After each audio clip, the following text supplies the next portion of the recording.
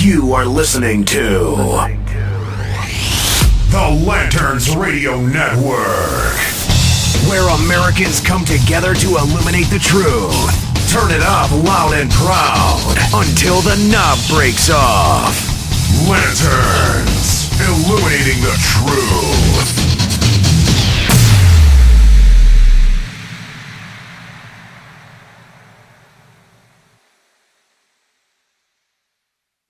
Revival starts right now.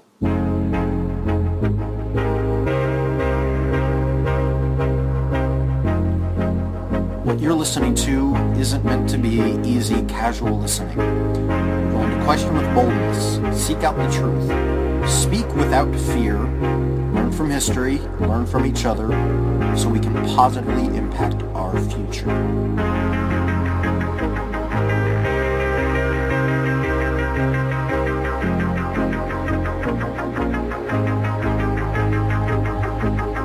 This is the Free State.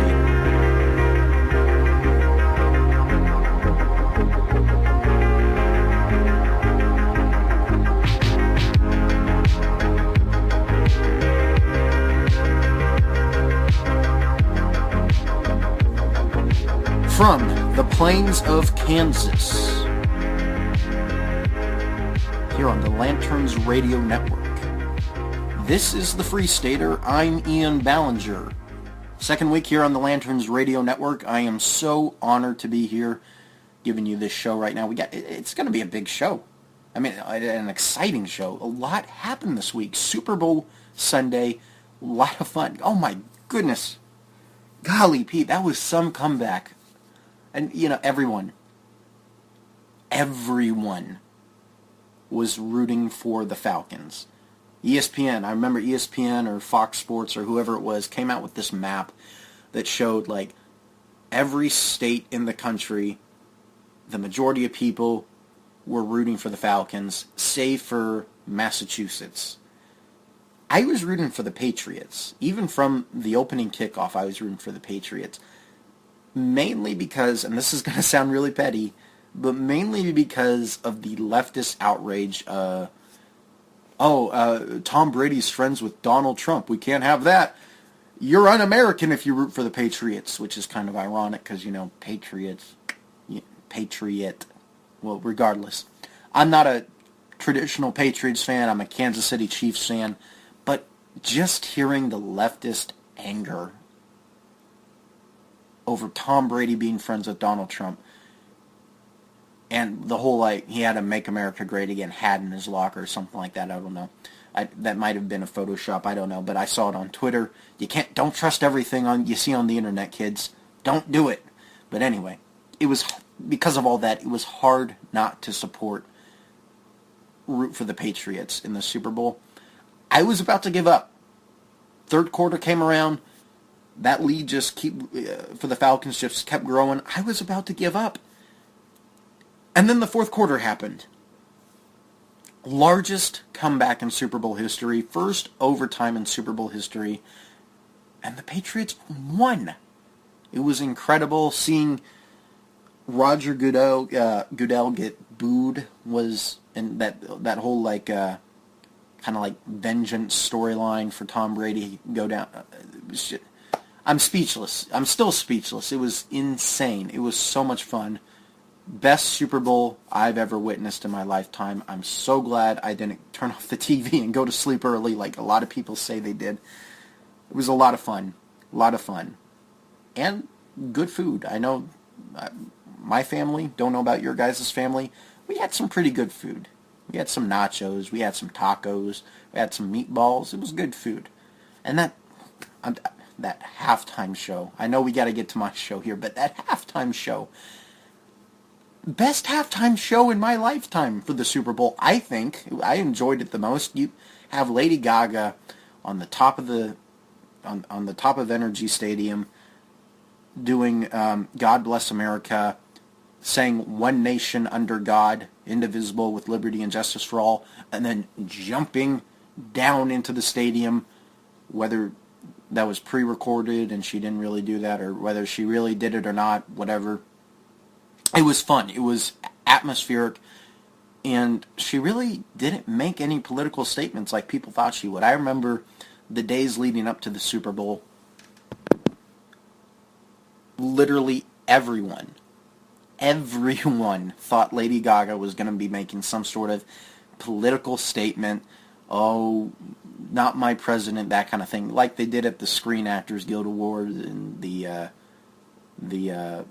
whatever these award shows are called. I don't watch award shows, so I don't even know what they're called. But you remember, like, those, what's her name? Meryl Streep went up and she started bad-mouthing Donald Trump, and she started bad-mouthing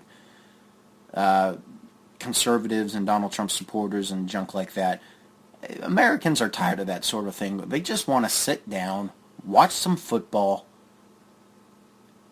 watch a great halftime performance. I'm sorry, I don't normally get excited about the halftime performance, but that was just a lot of fun. And Lady Gaga, she's got a pretty good voice. I mean, it was obvious she wasn't lip-syncing. She did that piano piece, like, in the middle of the show. She's got a good voice. She's got a really good voice. It's not just auto-tune and all that. I'm saying this as someone that's not even really a Lady Gaga fan. I'm not trying to go Gaga over Gaga or whatever. I'm just saying, she had a good voice. The whole God Bless America thing at the beginning, and the whole One Nation Under God, and she points to the sky when she says under God. The drones, that was the cool thing for me as a film guy, a big film making enthusiast myself. It's just seeing the technology that went into it is incredible. It's incredible, and I thought she did a good job being uniting. I saw it as a uniting halftime show. A lot of people were worried, both on the left side of the spectrum. They wanted, on the left side of the political spectrum, I got the sense, just because of the way social media reacted, that the left wanted a political statement from Lady Gaga, and the right side of the spectrum didn't. I was one of the people that didn't want a political statement from Lady Gaga. Just sing. And she did, and it was great. She did a great job, and I thought just remaining neutral. I mean, to be honest, listen, she was probably a Hillary supporter. She was probably a Hillary supporter. She probably doesn't like Donald Trump. Whatever. There's a lot about Donald Trump I don't like. We'll get to that later.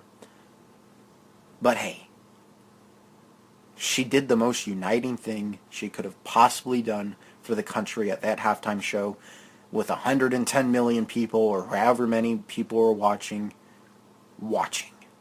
She just sang good music. She said, God bless America. She was just a good night. It was just a good Super Bowl. And it was a refreshing halftime show, considering the ads that were going on during the Super Bowl, like the whole wage gap ad that played with that car commercial. I don't even remember the car brand because I don't care.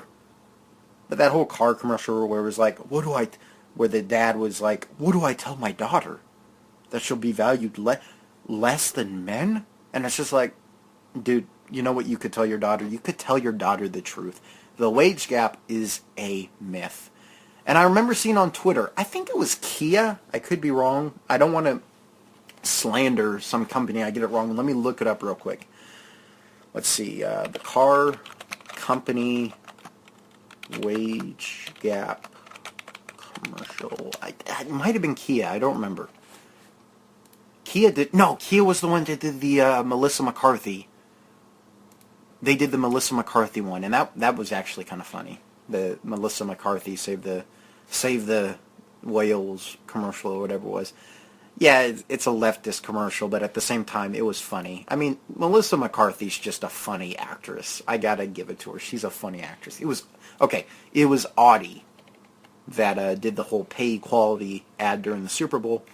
And it's funny because Audi kind of rebuked their own ad. They kind of debunked their own ad on Twitter in response to somebody else. Here was a lady named Prepper Frog, it's quite the Twitter name, said, why do you pay your female employees less than males? You know that's against the law, right? And obviously she was doing it ironically. You know, she was trying to point out their hypocrisy. Oh, if you're saying that the wage gap is a thing. Audie responds and says, when we account for all the various factors that go into pay, women at Audie are on par with their male counterparts. They debunk the wage gap in 140 characters. It's hilarious. When you factor in everything that goes into pay, the number of hours people work, the jobs people have, the positions at the jobs people have, women are on the same level as men. The fact is that on average, and there are exceptions, but on average, men work jobs that are more lucrative than women. Men go into fields that are more lucrative than women do. Men tend, not always, again, there are exceptions. I know women that work longer hours than me. There's exceptions, but on average, men do tend to work longer hours than women. You account for all of these things, the wage gap is a complete myth. And I think I saw a statistic once that said that women in some parts of the country actually make more than men. That's besides the point. We were talking about the Super Bowl. Great Super Bowl, save for a few stupid ads. Other than that, great Super Bowl. I want to get to this Bernie Sanders versus Ted Cruz Obamacare debate. They sort of had this town hall on CNN about Obamacare and where America goes after Obamacare. So conservatives are always painted. Before I get to that, first of all, this was the debate I wanted in the presidential debates. We didn't get it. We got Donald Trump and Hillary Clinton instead. We got a huge government progressive and a slightly less huge progressive debating each other in Donald Trump and Hillary Clinton. It wasn't that exciting. However, Ted Cruz and Bernie Sanders, you have the socialist candidate in Bernie Sanders. Everyone my age, college-aged, seemed to adore Bernie Sanders. He was like their long-lost grandpa or something like that. Everybody my age loves Bernie Sanders. Not a lot of people my age like Ted Cruz, and unfortunately, not a lot of conservatives like Ted Cruz. I thought Ted Cruz was the constitutionalist conservative candidate. He is the constitutionalist conservative candidate. Unfortunately, he didn't win. Maybe in 2020. We'll see. I'm still kind of hoping Donald Trump gives me a reason to vote for him in 2020. I mean, it's early in his presidency. Donald Trump could do a lot to evolve into a more conservative politician. I just don't think he's there yet. But anyway, this Bernie Sanders, Ted Cruz, the Obamacare debate that happened on Tuesday this week on CNN. Here's the thing. Conservatives are all